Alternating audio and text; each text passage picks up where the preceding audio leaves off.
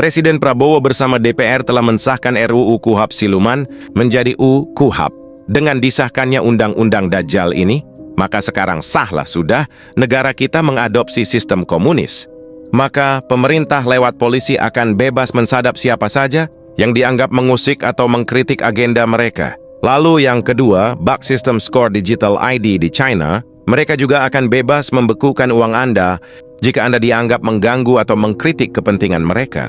Lalu kemudian, bug sistem komunis Cina dan Korut, mereka lewat polisi bebas menangkap Anda hanya lewat kecurigaan atau diduga.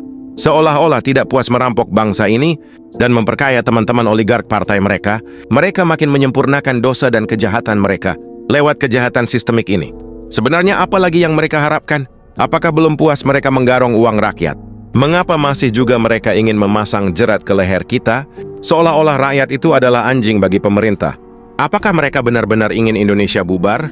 Atau mereka ingin kita segera membubarkan pemerintah dan hidup sebagai bangsa autopilot, di mana kita tidak lagi membutuhkan pemerintah, tapi cukup lewat norma-norma dan tatanan hidup yang telah tumbuh berkembang di masyarakat?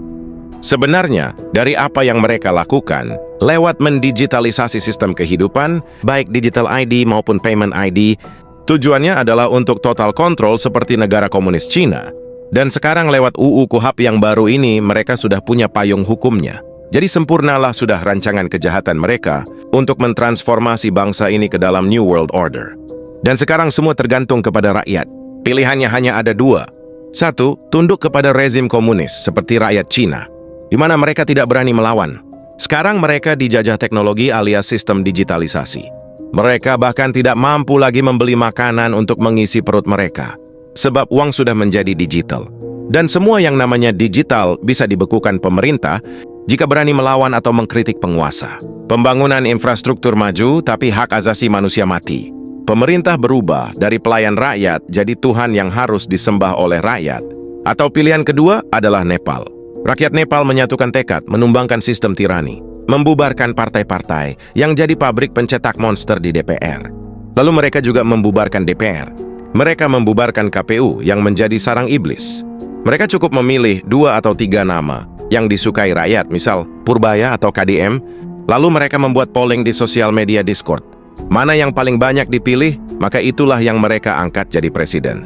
Mereka merubuhkan semua sistem lama yang sangat elitis alias oligark dan membawanya masuk ke akar rumput rakyat.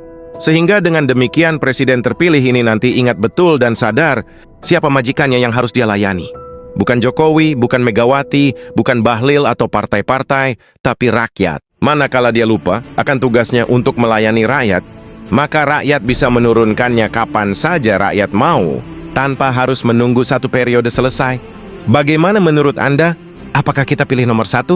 Tunduk dan takut, seperti rakyat Cina kepada rezim berkuasa komunis, yang begitu menindas dan menghimpit mereka? Atau kita pilih nomor 2? Kita nepalkan semua sistem oligark ini, dan kita kembalikan kedaulatan negara kepada rakyat. Seperti yang tertulis dalam UUD 1945 pasal 1 ayat 2, mari mulai sekarang rapatkan barisan, jika bukan rakyat yang merebut kedaulatannya sendiri, siapa lagi? Puluhan juta rakyat Cina jadi gelandangan kelaparan, karena tidak bisa membeli makanan, karena uang mereka dibekukan pemerintah, karena dianggap tidak mematuhi sistem skor digital payment ID. Baik karena berani mengkritik pemerintah di media sosial, maupun karena tidak mematuhi kewajiban lainnya. Nek, sekarang uang tidak laku lagi, bayar pakai digital. Saya hanya punya uang tunai, Nak. Jakarta beralih ke era tanpa uang tunai. Mulai tahun depan, pemerintah Provinsi DKI Jakarta mewajibkan transaksi di pasar tradisional beralih ke pembayaran digital KRIS. Dan kebijakan ini disambut keresahan pedagang kecil yang mengaku belum siap beradaptasi.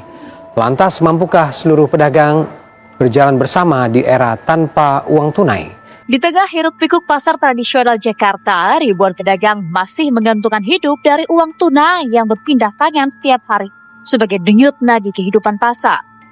Namun, denyut ini sebentar lagi akan berubah irama. Pemerintah Provinsi DKI Jakarta bersiap menghapus transaksi tunai dan beralih ke transaksi digital atau KRIS.